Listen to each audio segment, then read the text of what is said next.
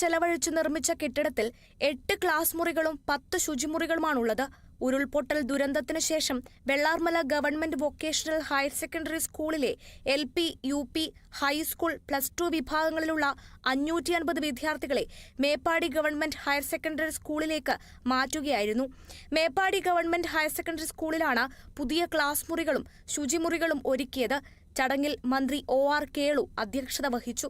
Advocate T. Siddique MLA, വിദ്യാഭ്യാസ വകുപ്പ് deputy director Saseendra Vyas, school principal Bhavyalal, PTA president Najmuddin, Satheesh Kumar തുടങ്ങിയവർ ചടങ്ങിൽ സംസാരിച്ചു. Kerala vision news, Wayanad. സെക്രട്ടേറിയറ്റിന് മുന്നിലെ ആശാ വർക്കർമാരുടെ രാപ്പകൽ സമരം 49ാം ദിവസവും തുടരുകയാണ്. നിരാഹാര സമരം 11ാം ദിവസവും തുടരുമ്പോഴും അനുനയ നീക്കത്തിനായി സർക്കാർ ശ്രമിക്കുമെന്നാണ് ആശമാരുടെ പ്രതീക്ഷ. സ്വന്തം നിലയ്ക്ക് അധിക വേതനം നൽകാൻ 10-ലധികം തദ്ദേശ സ്ഥാപനങ്ങൾ രംഗത്ത് വന്നെങ്കിലും സർക്കാരിന്റെ അനുമതി ലഭിക്കേണ്ടതുണ്ട്. ചെങ്ങന്നൂർ നഗരസഭ കഴിഞ്ഞ ദിവസം ആശമാർക്ക് 2000 രൂപ മാസ അലവൻസ് പ്രഖ്യാപിച്ചിരുന്നു. കേരള സർവകലാശാലയിൽ MBA വിദ്യാർത്ഥികളുടെ ഉത്തരക്കടലാസുകൾ കാണാതായ സംഭവത്തിൽ റിപ്പോർട്ട് തേടിയിട്ടുണ്ടെന്ന് ഉന്നത വിദ്യാഭ്യാസ മന്ത്രി R. ബിന്ദു. അധ്യാപകന്റെ ഭാഗത്തുനിന്നുണ്ടായത് സംശയാസ്പദമായ കൃത്യവിലോപമാണെന്ന് മന്ത്രി പറഞ്ഞു. 3 തവണ സർവകലാശാല നോട്ടീസ് അയച്ചെങ്കിലും അധ്യാപകൻ മൗനം തുടരുകയായിരുന്നുവെന്നും മന്ത്രി പറഞ്ഞു. സർവകലാശാല 3ഓളം നോട്ടീസ് ഈ അധ്യാപകന് നൽകി. അപ്പോഴൊക്കെ അദ്ദേഹം ഗുരുതരമായ മൗനം അവലംബിക്കുകയാണ് ചെയ്തത്. റിപ്പോർട്ട് തേടിയിട്ടുണ്ട്. റിപ്പോർട്ട് തേടുക മാത്രമല്ല, അടിയന്തരമായിട്ട് പോലീസിനെ അറിയിക്കാനായി അവരോട് ആവശ്യപ്പെട്ടിരുന്നു. ഇത് സംബന്ധിച്ച കാര്യങ്ങളൊക്കെ ഞാൻ ഇന്നലെ വിശദീകരിച്ചതാണ്. വളരെ സംശയാസ്പദമായ നിലയിലാണ് ഈ അധ്യാപകന്റെ ഭാഗത്തുനിന്ന് ഗുരുതരമായിട്ടുള്ള ഒരു കൃത്യവിലോപം സംഭവിച്ചിട്ടുള്ളത്.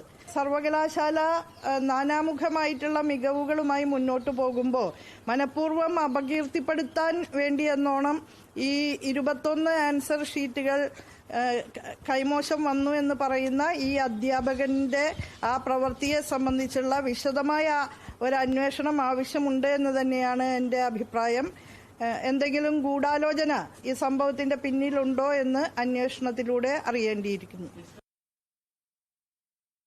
കോഴിക്കോട് വേദവ്യാസ സൈനിക് സ്കൂളിൽ നിന്ന് ചാടിപ്പോയ 7ാം ക്ലാസ് വിദ്യാർത്ഥിയെ 7 ദിവസം കഴിഞ്ഞിട്ടും കണ്ടെത്താനാകാതെ പോലീസ്.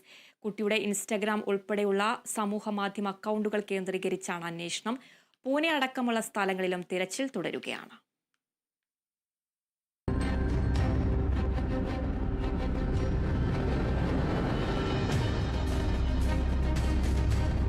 ഇക്കഴിഞ്ഞ 24-ലാണ് കോഴിക്കോട് വേദവ്യാസ സ്കൂളിലെ 7ാം ക്ലാസ് വിദ്യാർത്ഥിയായ 13-കാരനെ കാണാതായത്. സ്കൂളിന്റെ ഹോസ്റ്റലിൽ നിന്നും കേബിൾ വഴി ഊർന്നിറങ്ങി ചാടിപ്പോയ വിദ്യാർത്ഥിയെ 7 ദിവസമായിട്ടും കണ്ടെത്താൻ കഴിഞ്ഞിട്ടില്ല. ബീഹാർ സ്വദേശിയായ വിദ്യാർത്ഥി ഇതുവരെ വീട്ടിലെത്തിയിട്ടില്ല എന്നാണ് വിവരം. ഈ സാഹചര്യത്തിലാണ് പോലീസ് ഇൻസ്റ്റാഗ്രാം ചാറ്റ് ഉൾപ്പെടെയുള്ള വിശദാംശങ്ങൾ പരിശോധിക്കുന്നത്. കൂടാതെ പൂനെയിലെയും ധൻബാദിലെയും റെയിൽവേ സ്റ്റേഷനുകളിൽ ഉൾപ്പെടെ നടക്കാവ് പോലീസ് എത്തി അന്വേഷണം നടത്തി. 24-ന് പുലർച്ചെ വേദവ്യാസ സ്കൂളിന്റെ ഹോസ്റ്റലിൽ നിന്നും ചാടിപ്പോയ 13-കാരൻ അതേ ദിവസം വൈകിട്ട് കന്യാകുമാരി പൂനെ ട്രെയിനിൽ കയറുന്നതിന്റെ CCTV ദൃശ്യങ്ങളും പോലീസിന് ലഭിച്ചിരുന്നു.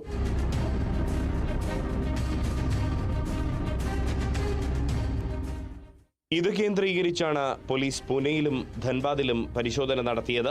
24-ന് പുലർച്ചെ 3 മണിയോടുകൂടി കോഴിക്കോട് റെയിൽവേ സ്റ്റേഷനിൽ എത്തിയ കുട്ടി രാവിലെ 6 മണി മുതൽ ഉച്ച